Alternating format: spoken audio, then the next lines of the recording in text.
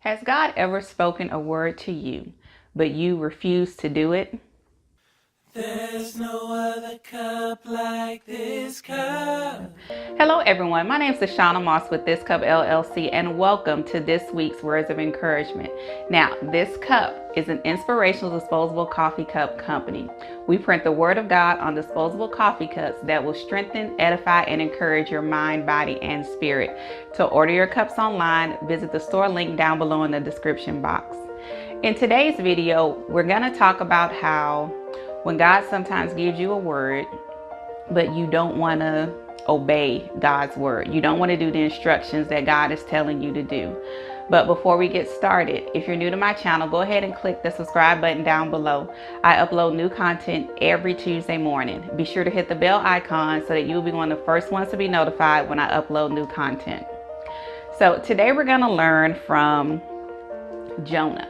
We're going to be studying the book of Jonah today, and we're going to talk about what happens when you run away from God, when God gives you instructions and you just don't want to do it.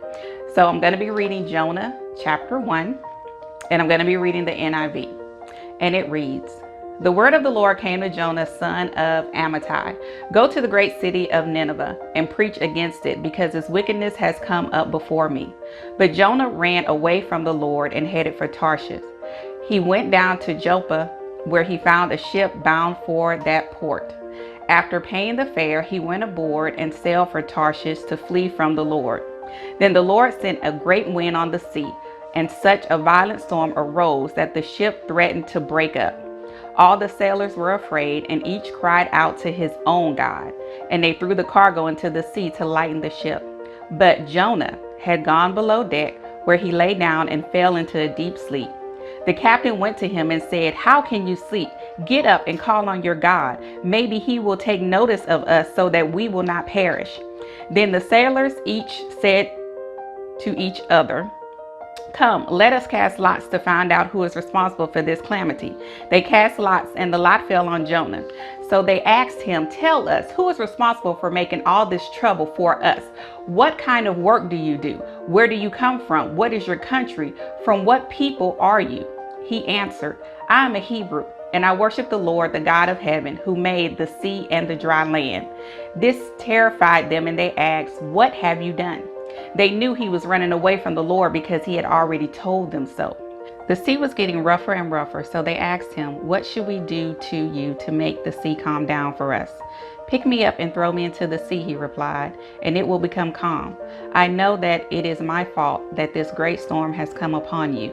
Instead, the men did their best to row back to land, but they could not, for the sea grew even wilder than before. Then they cried out to the Lord, "Please, Lord, do not let us die for taking this man's life. Do not hold us accountable for killing an innocent man, for you, Lord, have done as you please." Then they took Jonah and threw him overboard, and the raging sea grew calm. At this, the men greatly feared the Lord, and they offered a sacrifice to the Lord and made vows to him. Wow. When I read this passage, I can't help to think that if Jonah would have simply did what God told him to do, he wouldn't have experienced none of that.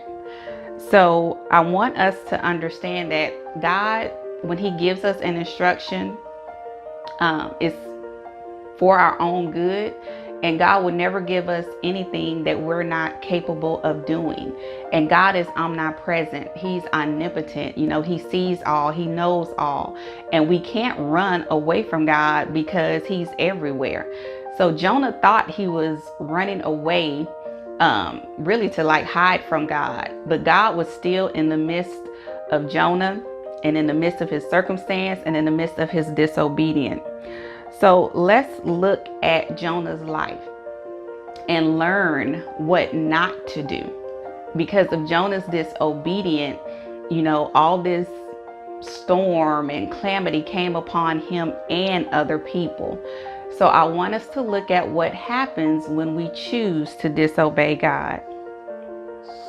And the first thing I want us to realize is that when God gives us instruction, that we need to get up and go where God is sending us to go. You may be afraid. You may not think that that's the right place for you to go. But you want to make sure that you get up and you do what God is telling you to do. Don't reason in your mind and try to be logical on why or why not you shouldn't do what God has told you to do. Just be quickly to get up and move. The next thing you want to make sure is that you wake up. You know, in verse 5, it says that Jonah had fell into a deep sleep. The storm came and Jonah was below deck sleeping. And many times when we're disobedient to God, God will send a storm our way. Now, the storm can come in many different types of form, but the storm is to get our attention. And you have to wake up and realize that you're in a storm because of your disobedience. One time when God told me years ago that I was supposed to be a leader of this church that was starting, and I was to be one of their intercessors, which is, you know, a prayer warrior. And I didn't want to do that. You know, I was happy at the church that I was at. And when that word was spoken, I ran. I stopped going to the prayer meetings on Monday night. You know, I stopped going to be a part of that church because I was being selfish and I didn't want to do it. I didn't want to start a church with anyone. I like to be at a church that was already established. So I ran. And because I ran in my life, because I wasn't doing what God told me to do, I wasn't praying like I should, you know, things just started to happen all around me. The storm came, you know, in my circumstances, in my finances, in my joy, in my peace. I didn't even get any peace until I made a decision to wake up and do what God told me to do. So you want to make sure that you're aware of the things that's going on around you. And it may be because of an act of disobedience on your part. Next, we want to see what Jonah did. Was Jonah, he prayed. Okay. After he woke up, the captain said, pray to your God. So Jonah, he prayed, and we want to make sure that we're praying with God. In other words, prayer, it changes things. When Jonah began to pray, he had to look at himself and he had to be honest as to why this thing was happening to them and all the people that was on the ship with Jonah. You know, he had to look at himself and to realize that this is because of me. And he had to cry out to God to have mercy upon him.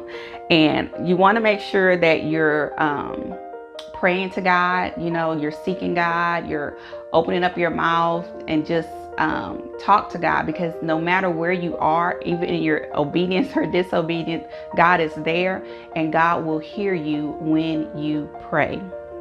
The next thing Jonah had to do is that he had to confess. And that's something that we have to do, is to confess to God. In verse 7 through 10, it says that they cast lots. And that was something that they practiced in the Old Testament.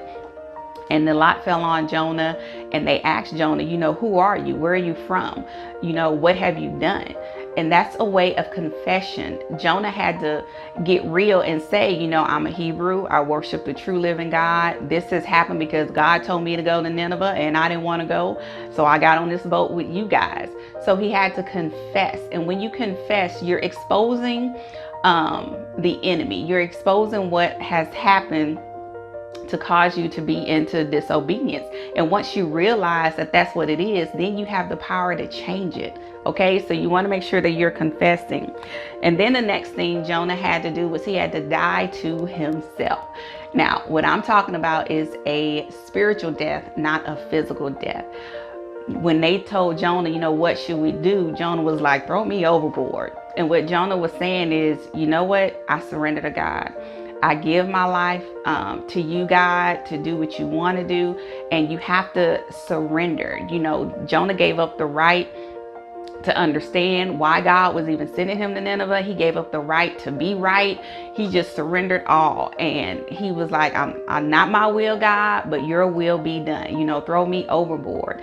And that's what we have to do too. We have to die to ourselves and just surrender to God and give God our all. You know, I had to surrender to God and say, okay, I'm gonna go and do what you're telling me to do and go to this church, and be obedient. And when you do that, when you die to yourself, it's not only for you, but it's for other people. Because when they threw him overboard, the storm stopped. And everyone on that boat, their lives were saved. And when you're obedient to God, you have to look at the bigger picture, because it's not just for you, it's for other people. And when I made a decision to, join that small church, be obedient, become a leader of the church, I saw God bring in my family. I saw God bring in my friends, co-workers, even strangers that I've met on the street. I've seen how God changed their lives and how they are walking in their destiny and in their call, and how God healed their heart. And it all started because I confessed, prayed, died to self, and did what God had told me to do. So it's never a good thing to run away from God, because they're waiting on you. God may not always give you the end of the story, but when God tells you to do something, just do it. Do it quickly. Don't reason in your mind, because Satan would love to distract you and convince you otherwise, because of the plan and the purpose and the call that God has on you and the promises that he has for other people. So I hope this word would encourage you to, if you've been running from God, make a decision today. God, I'm gonna stop. Cry out to God, pray, confess, give your life to him, get back on track, go and do what God has called you to do. When Jonah did it, his life was saved too. So remember that it's never a good thing to run from God. God is for us, not against us. Now, I hope this word has encouraged you. This concludes this week's Words of Encouragement. Share this video with others. Connect with me on Facebook, Instagram. I upload new content throughout the week, and I would love to hear from you. Give me a thumbs up if you like the content. Give me a thumbs down if you didn't. Comment down below.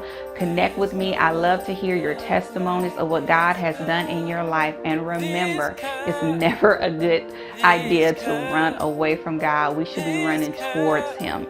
So my name is Shauna Moss with This Cup. And remember, with this cup, you will never thirst again. Be blessed.